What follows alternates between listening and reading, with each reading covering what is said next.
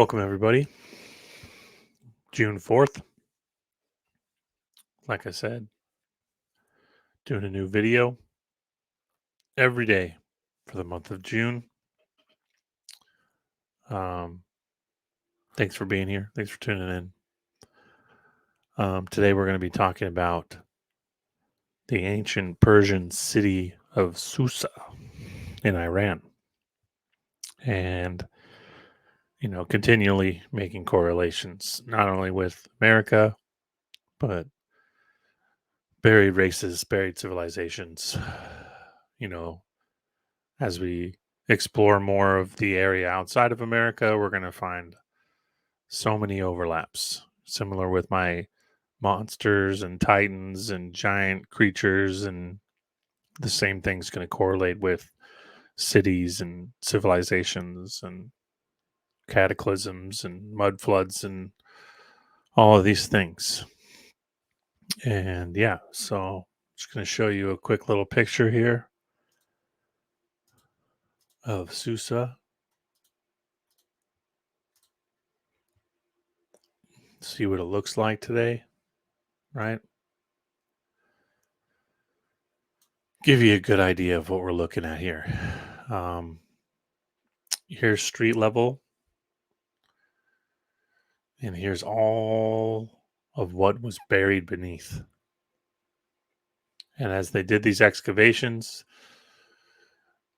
you'll see what they were finding. This article's from the early 1900s out of Butte, Montana. And you can imagine, this is just one area by the river. The article is going to cover a substantial area that isn't this actual particular place. This was uncovered after the article. But we're probably 40 to 80 feet below street level. And you can see still more ruins that have not been excavated, foundations, tunnels that go underground. Yeah, more along the lines of, again, what we've been talking about. And now we're going to hop into the article. The marvelous findings of a Frenchman. Again, Butte, Montana, early 1900s. Greco-Persian city of Susa, 300 AD, followed by Darius city of Susa, 667 BC, and then prehistoric Susa, 10,000 BC. Tablets they found, and again, it's newspapers, so the quality isn't the best on the tablets, but what's really interesting is these tablets are pretty much impossible to find. They disappeared in a very interesting bas relief of Cyrus the Great. Very interesting. You don't see him looking like this in any bas reliefs that we have handed down today. So yeah, here we go. France, which is generally considered not quite up to date in such matters, has a minister of public instruction who is doing the biggest piece of archaeological work of the century. Indeed, the discoveries of him, Jacques de Morgan, formerly Director General of the Antiquities of Egypt under the French government, and now Minister of Public Instruction of France, have entitled him to be regarded as one of the greatest of archaeologists. His latest find in Persia of the original abode of the earliest man, a race of people who antedated Adam and Eve by nearly 70,000 years, has added to the greatness of his reputation by even this achievement, but even this achievement does not surpass his discovery of the 3 ruined cities of stupendous antiquity, piled one on top of the other, in which he was able to locate the cradle of the Aryan race. Now, this is fantastic. Again, the dates are ridiculous, but we have the exact same overlays with what I've been covering in Anomalous America. And as we get into Mexico, which we will, I promise, we're going to find the same thing. And they even describe the cradle of the Aryan race being in the Yucatan. Very interesting. I don't know if I'm going to do my root race work on YouTube. That might be on a Substack or something like that, just because it's a slippery slope, unfortunately, with what the terminology for Aryan has been turned into post World War One, World War Two. But yeah, so fantastic. Here we're three buried with the current level on top, and Susa is considered the oldest city, or one of the oldest cities. Even today, they call themselves that, one of the oldest cities on Earth. Now, what have we been showing through my Anomalous America series? Well, they were saying the same thing with what they were digging up there. 3 or 4 levels of civilization built on top of one another, and we're going to find the same thing all around the Yucatan. So, yeah, this is a worldwide thing. Worldwide races who were communicating with one another, advanced commerce, um, advanced ship making. These weren't just cavemen. And yeah, as this is a subject in which nearly all of the civilized world is interested, the Europeans as well as the Americans being of the Aryan race. This discovery of M.D. Morgan was one of the greatest importance, not only to archaeologists, but to everyone who is anxious to learn the story of the human race. For several years prior to his great discovery, M.D. Morgan had been investigating the ruins of Susa in Persia. To the modern eye of a novice in matters of prehistoric discovery, Susa was nothing more than a confused heap of ruins, for it had been uninhabited since the beginning of the Christian era. Sounds a lot like the ruins we are finding all from California to Texas. To dig history out of this pile of stone was not a simple task, but M.D. Morgan attempted it, and this is what he accomplished.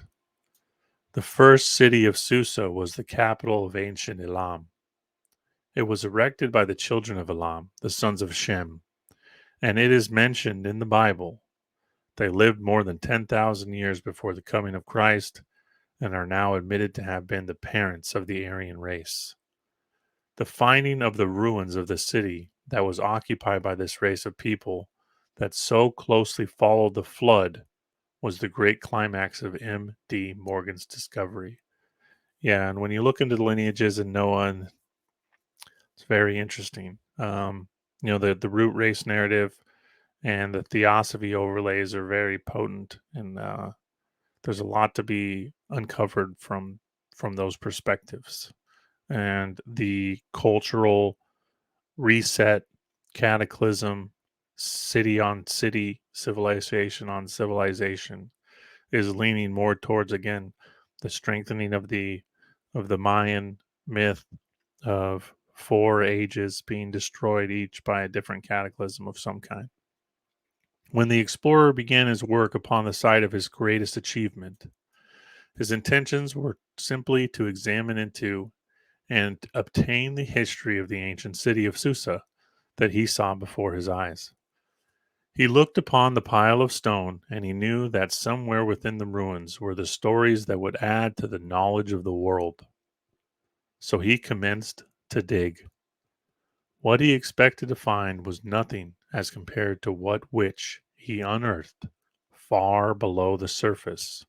From a depth of from 13 to 40 feet, he came upon the ruins of another city, the Susa of nearly 700 BC. Now remember that image I showed to start off this video. We're going to keep going down layer by layer.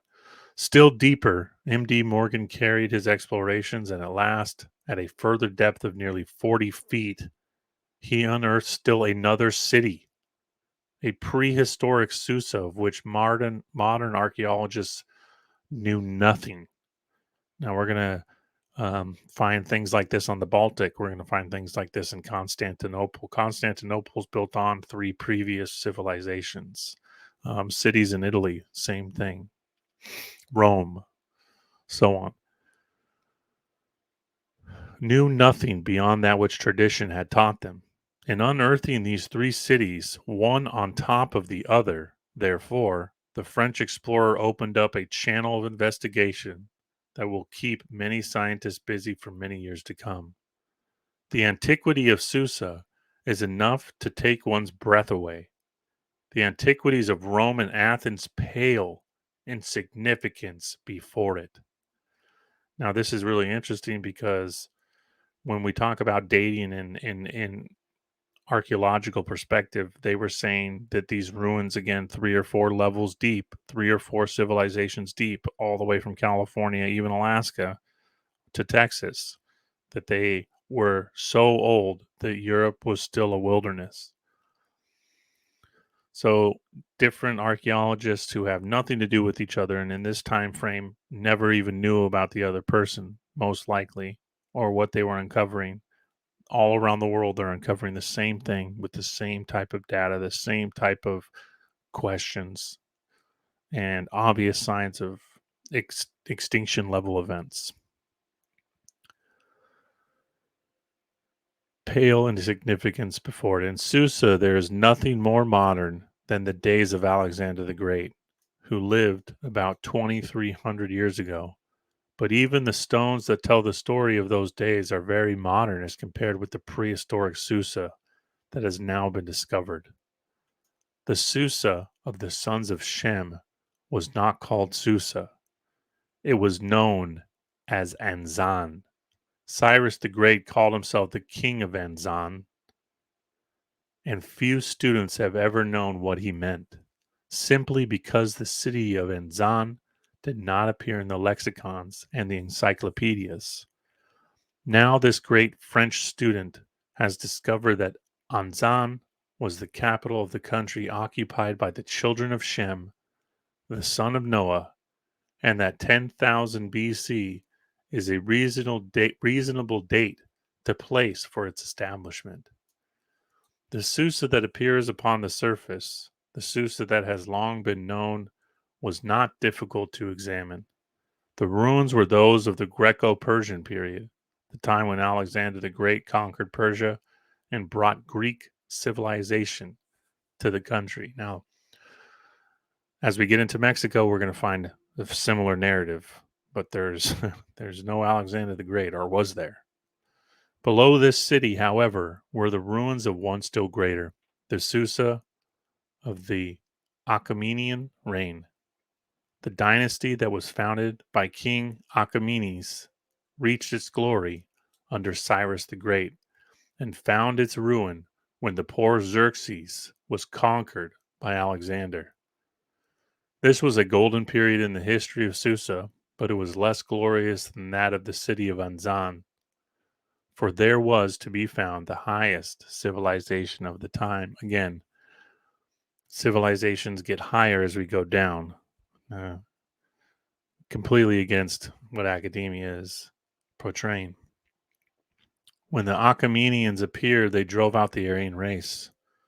No man was allowed to remain in that city that had been made the home of his people for so many thousands of years, and the newcomers built their palaces over the ruins of the more ancient city. That was 26 centuries ago, but the children of Shem, scattered as they were not subjected to slavery. They went into every part of the earth, bearing with them their civilization and strength of character, and today it is that blood that rules the world. Very interesting statement there for the early 1900s. Again, they went into every part of the earth, bearing with them their civilization and strength of character, and today it is that blood that rules the world, the blood of Shem. Someday we'll do um, the lineage of Noah and break down some of the kind of quote races of men, phenotypes, and their relations. The excavations of M.D. Morgan have established the fact that the people who lived in the most ancient of cities were far beyond their time in the matter of artistic decoration, and that their civilization was in advance of that of other races. I mean, it's exactly the same narrative that's being shown throughout my entire Anomalous America series. Many bronze tablets were found in Nevada and in Arizona. And as we get farther into Anomalous America, we're going to find cuneiform tablets in America as well. Many bronze tablets and obelisks have been found, and two were of particular value. One tablet of the most delicate carving, and the other a bas relief of one of the ancient kings. In both the stone has chipped, and they have evidently suffered from the effect of fire, probably the fire spoken of by Ashurnabonipal, the Assyrian, when he says, "During a month and a day, I swept the country of Elam from one end to the other. I took away from its fields the voices of men, the herds of oxen, and the sheep, the sound of joyous music. I brought into it savage animals, serpents, the beasts of the desert, and the gazelles." In spite of this boast, however, the Assyrian king was unable to destroy the evidence of the former greatness of the people. Susa was burned and was left in ruins, but there were stones that were still intact, and upon these, M.D. Morgan and the scientists who have assisted him in his researches have been able to read the story of the wonderful race of people who built their city fully 10,000 years before the Christian era, and who were able to leave evidence of their civilization that could be deciphered even when found buried beneath two other cities of a more modern date. Yeah, fantastic. And I just had to get this one in. Um, doing the Anomalous America work, we're sticking predominantly to America, and I have hundreds and hundreds of articles from all over the world. So I just love this one. And, obviously going through and organizing things, I came across it and thought it was just a perfect time as we get farther along. And the American Southwest overlays are the most potent, and we will get into some cuneiform stuff and a lot more bas relief work as we get farther up the Mississippi Valley. And yeah, um, thanks for tuning in. Hope you enjoyed the article. And I'll see you guys tomorrow. Have a wonderful day. Thank you.